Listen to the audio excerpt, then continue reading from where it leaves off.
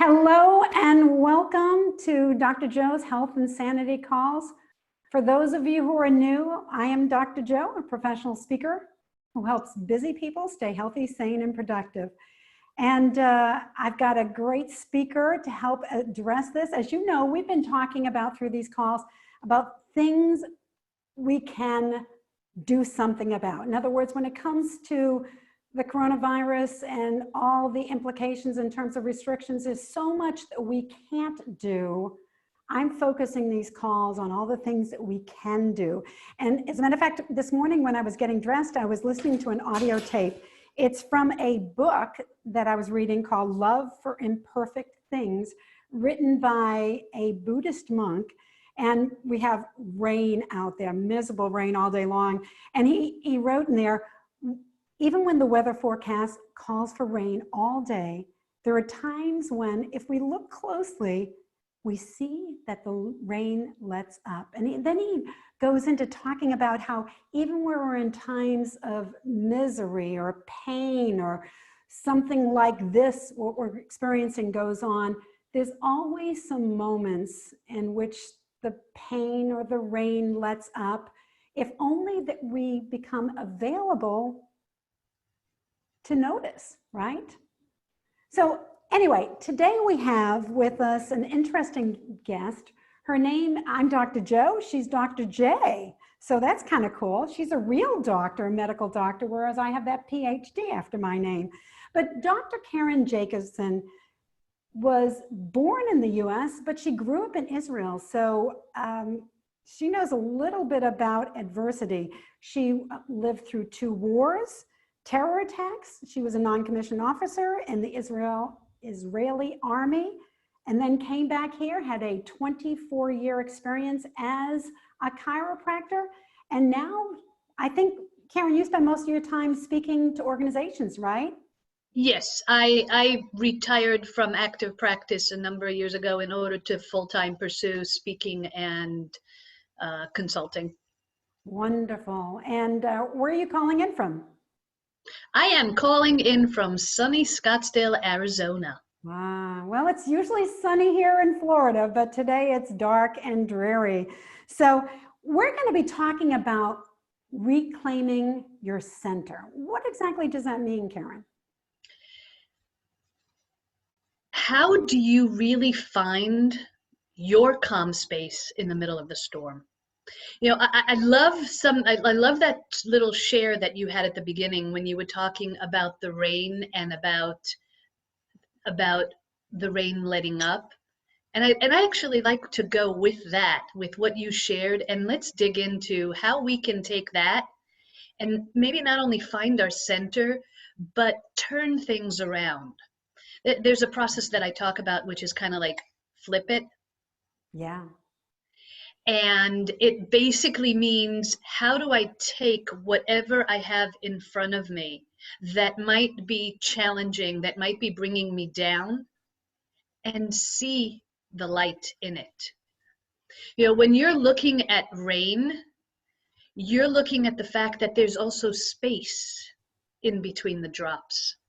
There's light rain, there's heavy rain. And even if you're going into a storm, I know that in Florida, you guys have heavy rains. We have monsoon season. There are times when we have rain when it's like, hey, I don't even want to step into that. But as challenging as that might be, where there are times where the monsoons have shut down our airports, what does the water bring us? What does it give us? It allows things to grow, and it has positive aspects to it.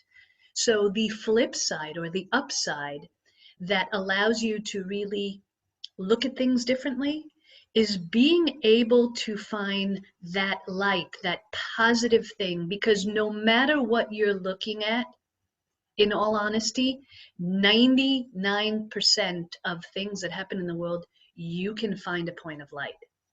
You just have to step back and look.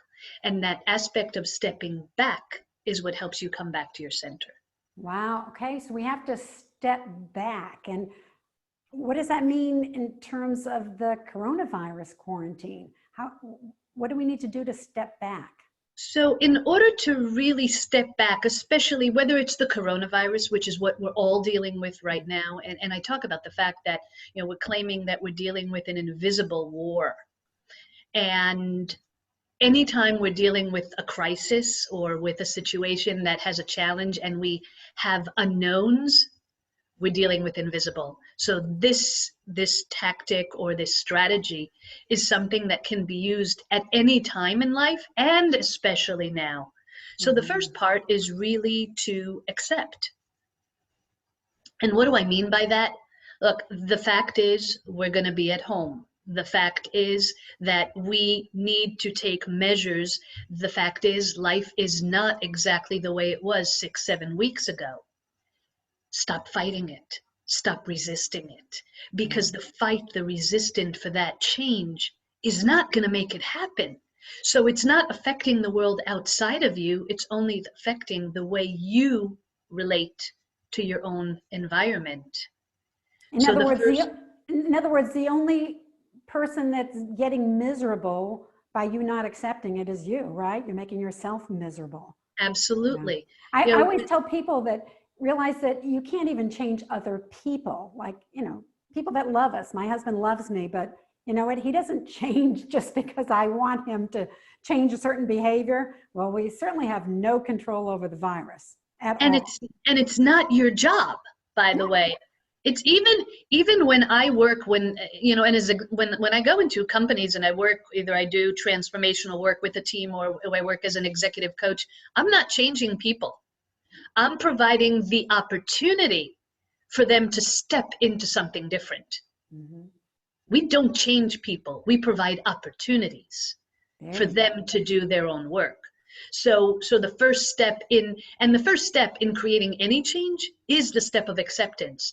Accepting what is right now and the fact that you may not be able to change your circumstances. The only thing you can change is the way that you either react or respond.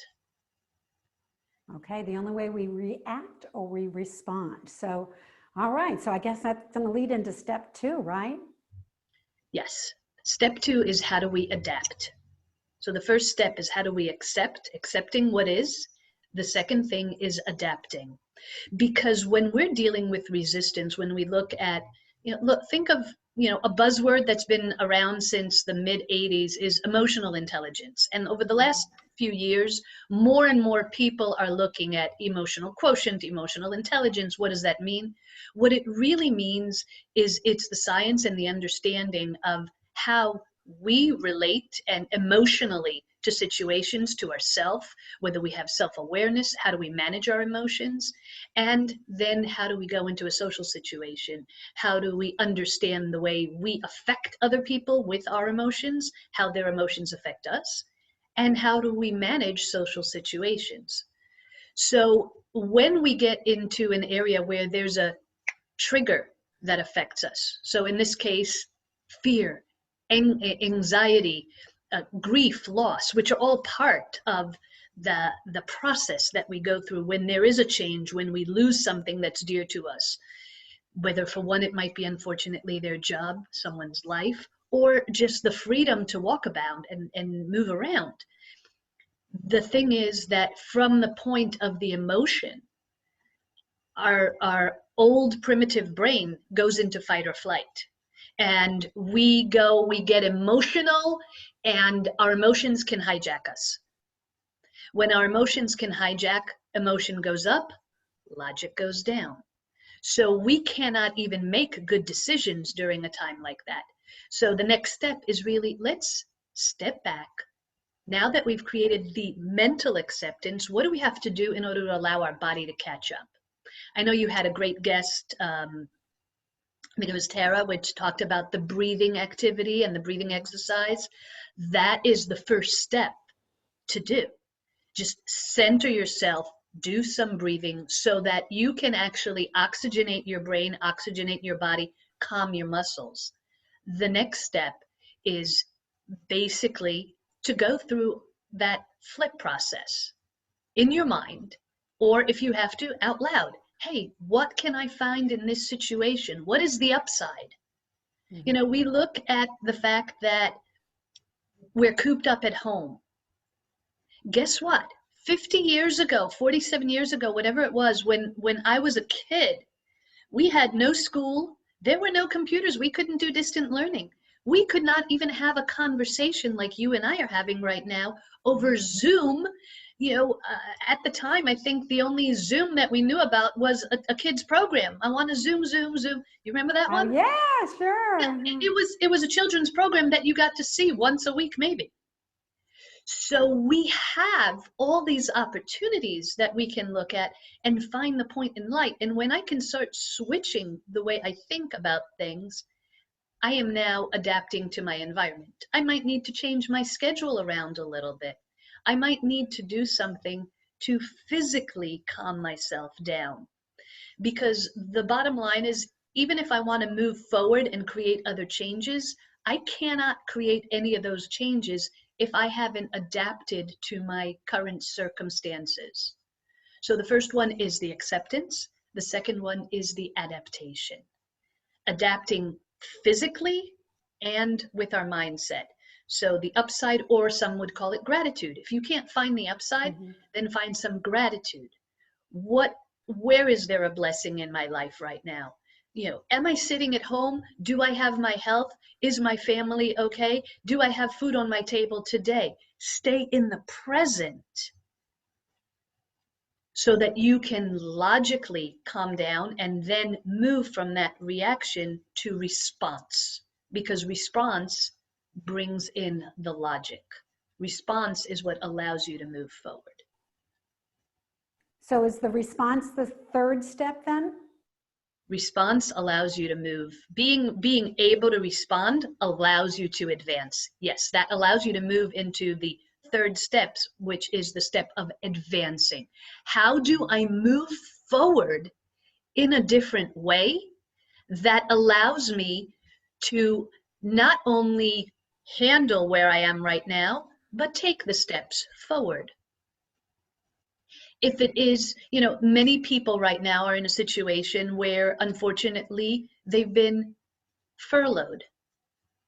And I use the word furlough on purpose. Unfortunately, some businesses might end up eventually having to restructure. Some unfortunately may not make it on the other side, because we still have unknowns. We don't know how long this is going to last. But in certain situations, people have been furloughed for now. Other people are working from home. What a blessing is it to be able to work from home?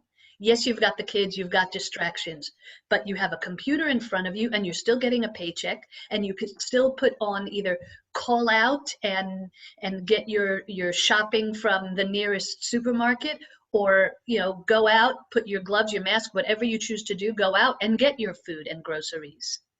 There is enough. There will be enough. We're not in a state of an apocalypse. We're in a state of crisis. So being able to advance is, do a simple thing.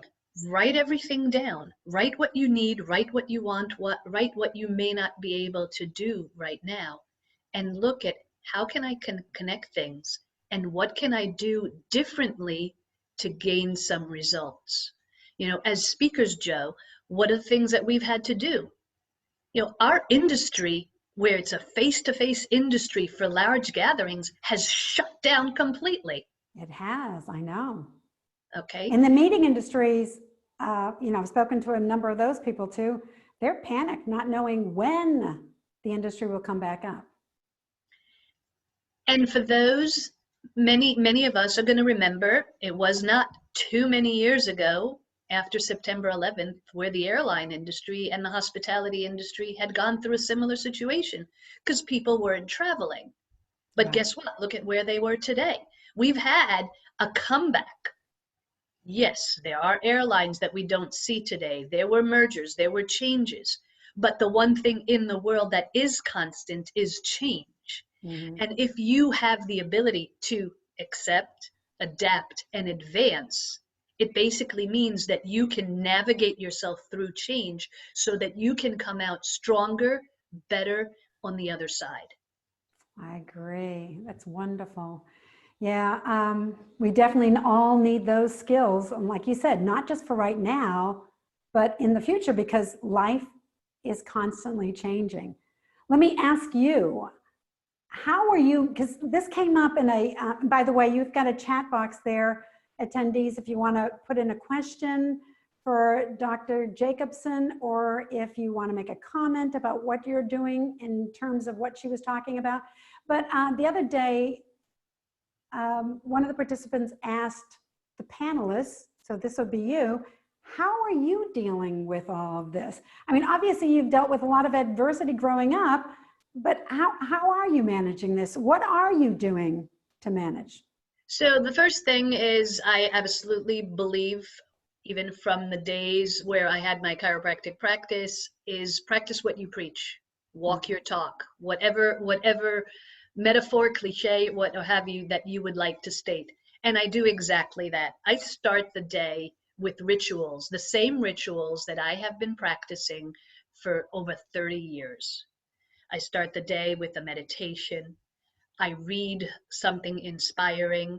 I then get either, and depending on my day, I'll either get, I have an elliptical at home, so I'll either get on my elliptical, or living out here in Arizona, I'm very fortunate. I live by an area, it's called the Green Belt, so I can get to go out and do a 3-4 mile walk, get some fresh air, ground myself. One of the things, that's another step, that's a great step for adaptation, by the way. Yeah. In order to be able to adapt to a situation, you have to be grounded.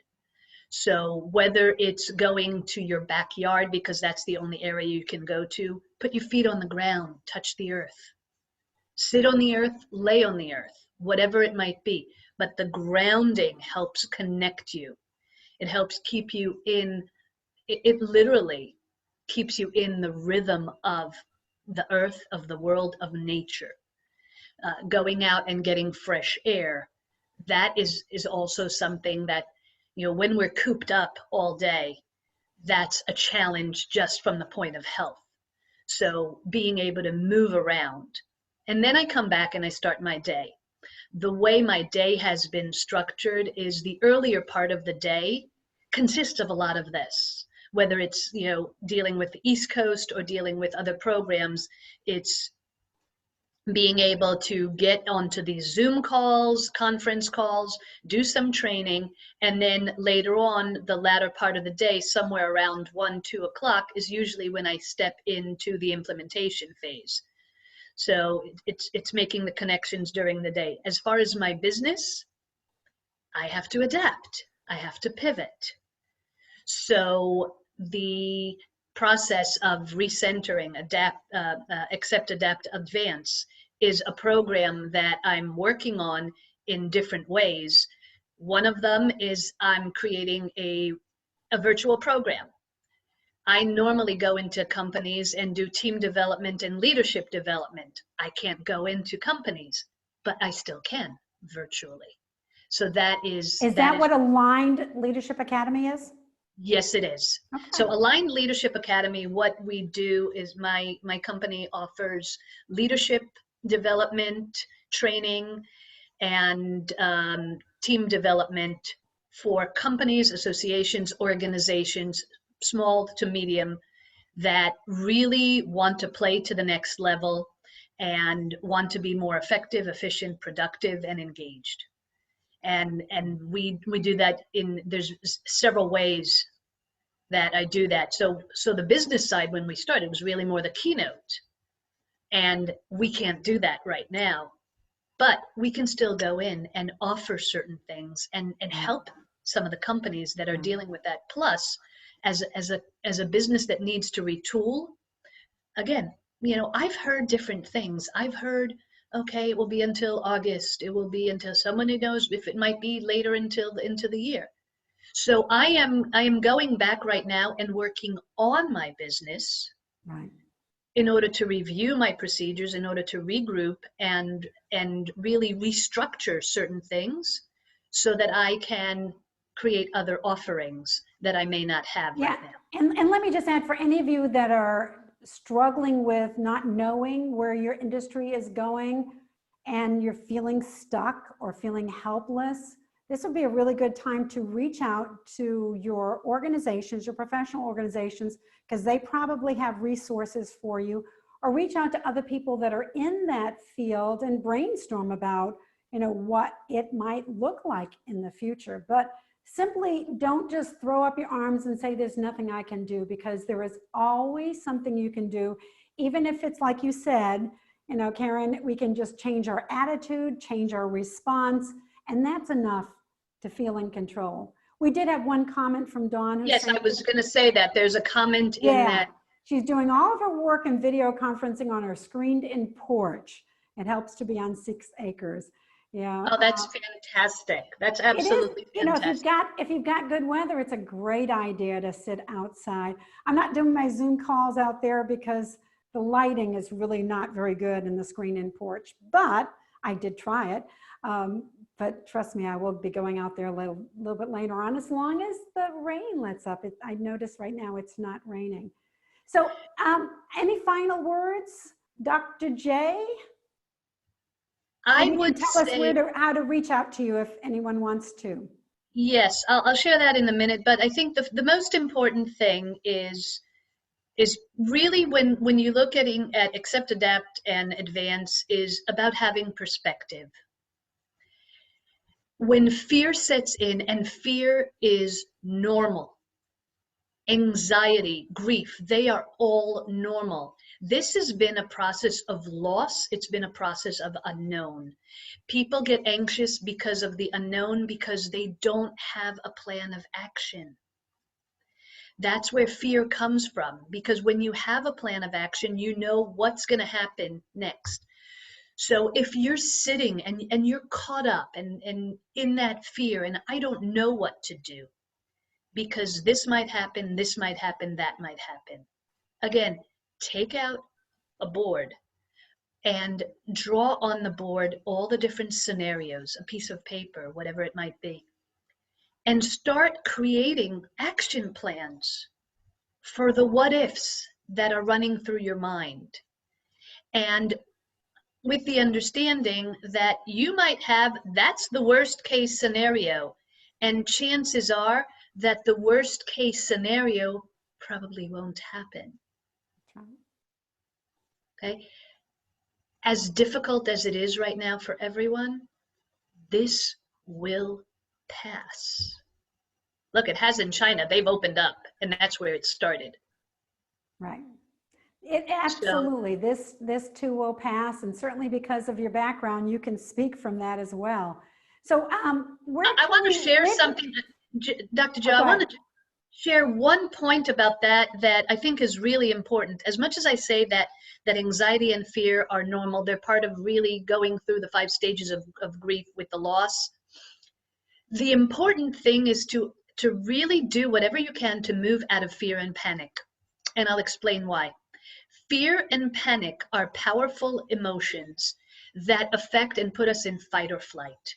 When we go into fight or flight, we're activating certain mechanisms in our body that will weaken the immune system, will weaken our resistance.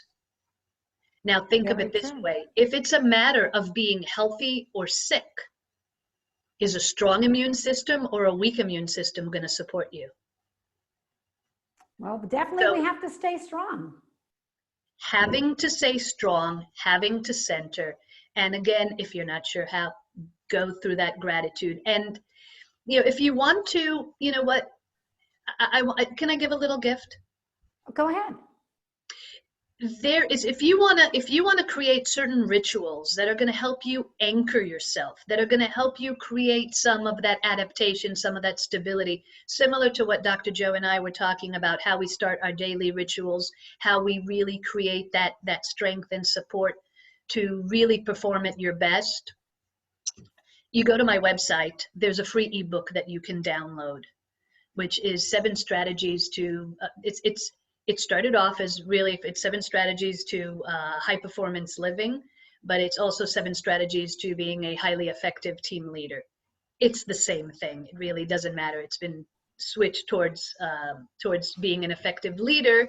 But it's how do you do that as a person, as an individual, because you have to lead yourself first before you can lead others. And it's really easy to get to the website. The website is Dr. Karen Jacobson with an S-O-N. I'm assuming you might have that, in the show notes. Mhm. Dr. Karen Jacobson, and it will be under, if you look under shop, it will be under gifts. Okay. And you can just opt in and get that free. It's a whole strategy on anything from your morning rituals to meditation, different things that you can do to center yourself. That's a wonderful gift and a great way to end the call as well. We're already at our time, so I want to thank you all for joining me on the call, and I will see you on Friday at 1 o'clock as usual. Thanks, Karen. Thank you. Can I just tell them how to find me? Oh, the website? So the website is one, but I am on the same thing, Dr. Karen Jacobson, Uh-huh. an S-O-N. You can type in to Facebook, to Twitter, to LinkedIn, to YouTube, all across the board, and you can find a lot of free information that I have to share. Oh, thank you very much. I appreciate sharing that. All righty. Well, we'll see you all on Friday. Bye-bye.